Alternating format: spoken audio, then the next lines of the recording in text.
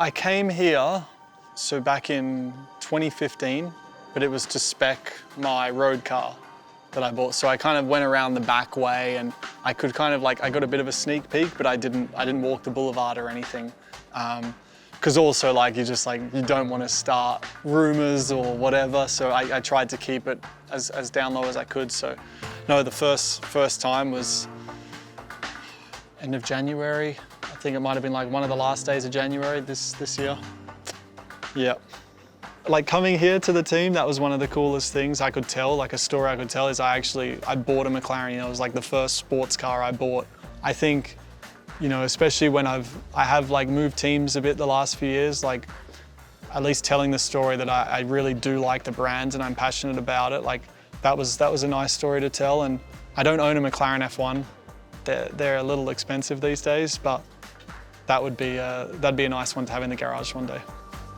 Now knowing what I know, like I don't wish I drove these ones from like a safety point of view because they're just, everything's like so exposed and even like the driver's helmet's like out here and just the safety was not great now knowing what we know, but from just like a rawness of these cars, and as you say, like the steering wheel is just the steering wheel, H pattern gearbox, clutch, like 3 pedals. These days we only got 2. Like that would be cool. That would be cool. You got a lot of respect for the guys that used to drive. Oh yeah. They're heroes, legends, like, yeah.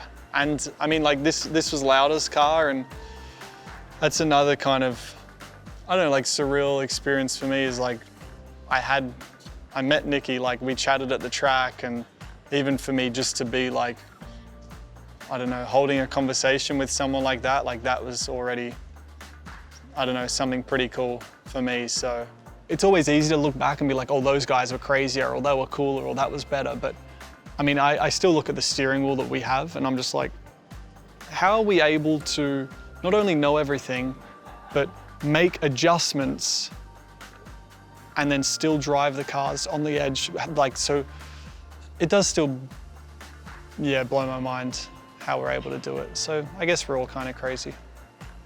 Do you have a weird fan interaction story? A few fan interactions that are somewhat weird. I think like the weirdest thing ever is, I think we were in Belgium like quite a few years ago and we were at like an autograph session in the pit lane, and this lady just throws me her dog. She put it in front of me. She didn't throw it, but she put it in front of me.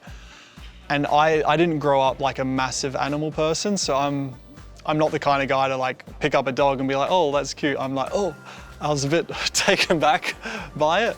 And I was like, no, like I'm not, because I thought she just wanted me to hold it and like have a photo with her dog. And there was a bit of a language barrier, but she's like pointing to the dog's collar. And I was like, oh, she goes, so she wanted me to sign the dog collar. So I basically signed a dog, which was weird. What's up, lads?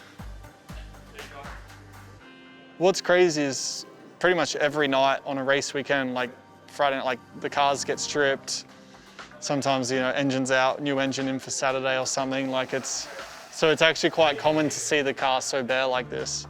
It blows my mind. It blows my mind. I am in awe of them, everyone who helps put this car together. All like the, call it interior is custom, as far as like the seat is molded to us perfectly.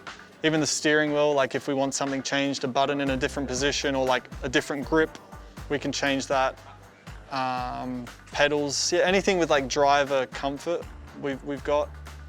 But then again, like the space inside the car is fixed, so it's only ever going to be so comfortable.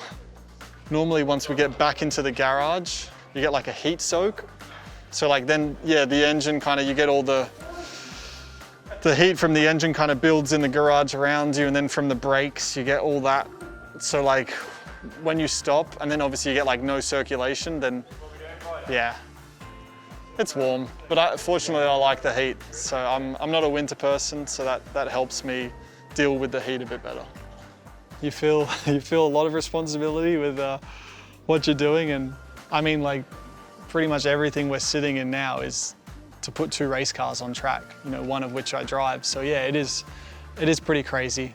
I feel like very privileged to be part of it and to let alone drive it at the end. But yeah, it's wild. Like all the detail that goes into finding half a tenth of lap time, like it's insane.